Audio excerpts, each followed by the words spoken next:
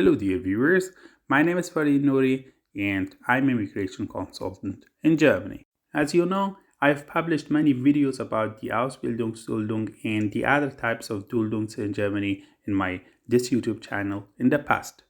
Today, I would like to explain for you about the new migration law of Germany, based on which the holders of a Duldung, according to Section 60, subsection 1 of the German Residence Act, can apply for a residence permit based on Section 16g of the German Residence Act, of course, after completing its requirements.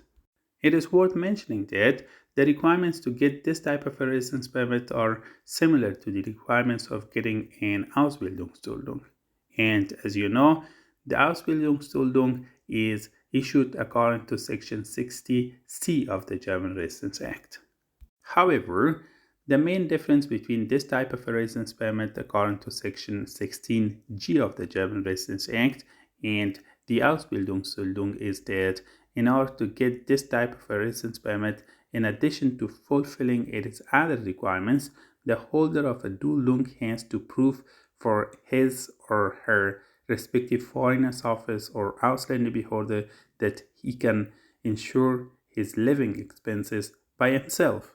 Now we should know what the requirements for this type of a residence permit are.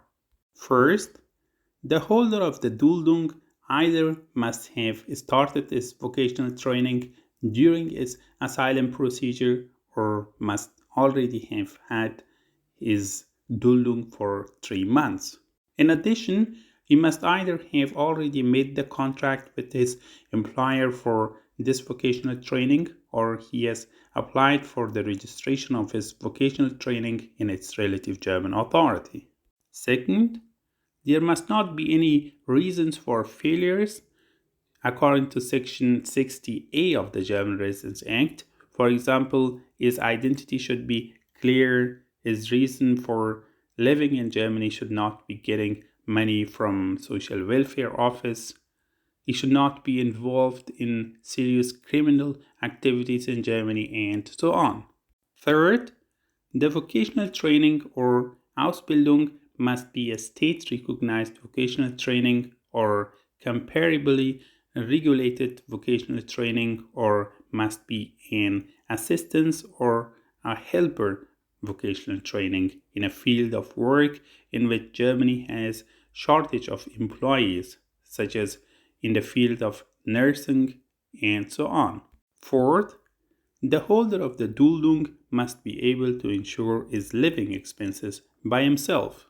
According to the German Residence Act, this means that this person must at least have 736 euros for his monthly expenses, which is the same amount as BAföG benefits, which is paid for some vocational trainees during their vocational training by the German state.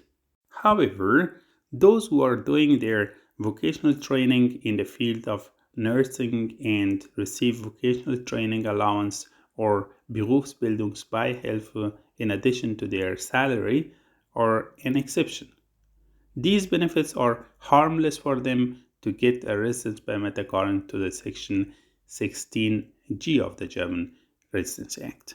It is worth mentioning that the holders of a residence permit based on Section 16g of the German Residence Act are allowed to work beside their vocational training up to 20 hours per week.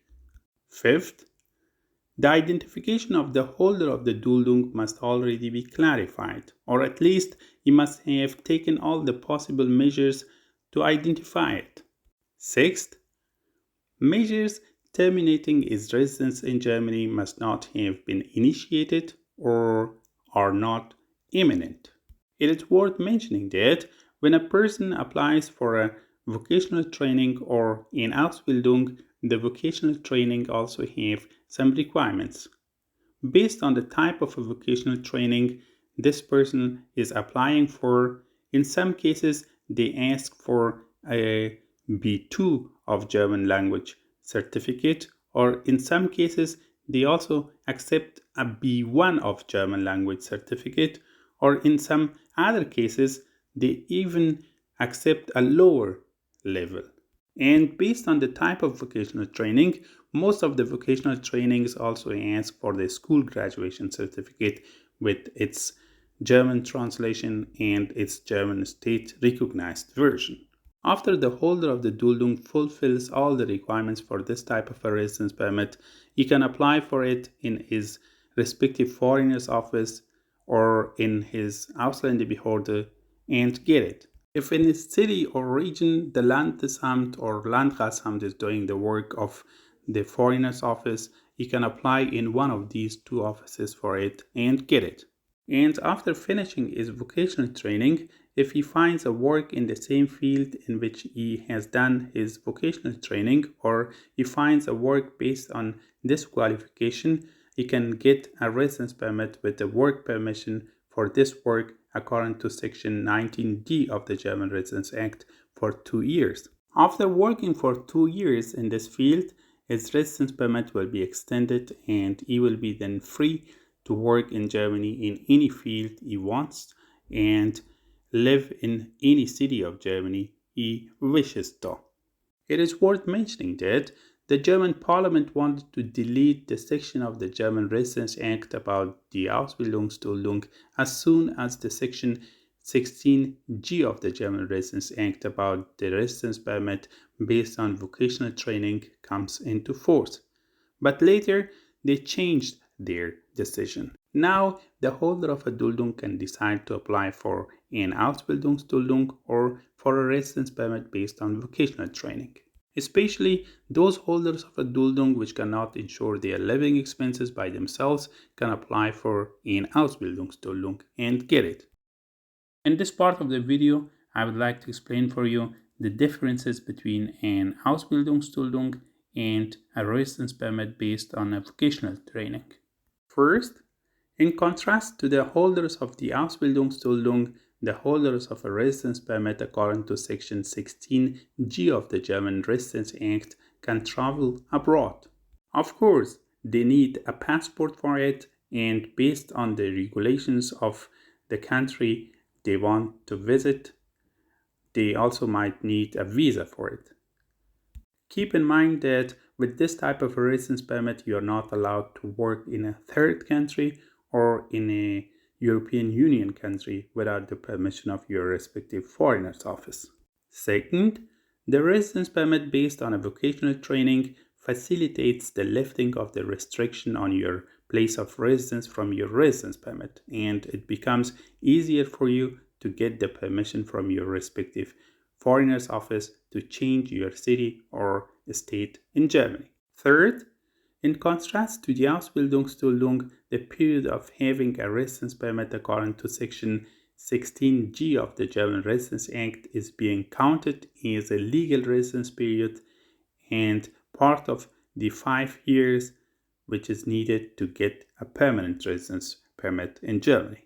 And fourth, as I mentioned for you before, with this type of a residence permit, you are allowed to work up to 20 hours per week beside your vocational training. At the end, I would like to say that those who want to know what a Duldung is, what are the requirements for an Ausbildungsduldung or a Beschäftigungsduldung, or want to know how to get rid of a Duldung and get a residence permit in Germany as soon as possible, they can watch my other videos about these topics in this YouTube channel. I'll put the link of these videos under this video in its description part. If you're interested to these topics, you can then click on them and watch them. Thanks a lot for watching my video. If you would like to get similar important information about the immigration laws in Germany, your rights and duties in German society, the living conditions in Germany, and other such important topics, please subscribe and follow our channel. If you have any questions or remarks about today's topic, you can write it under this video and I will be more than happy to answer it for you.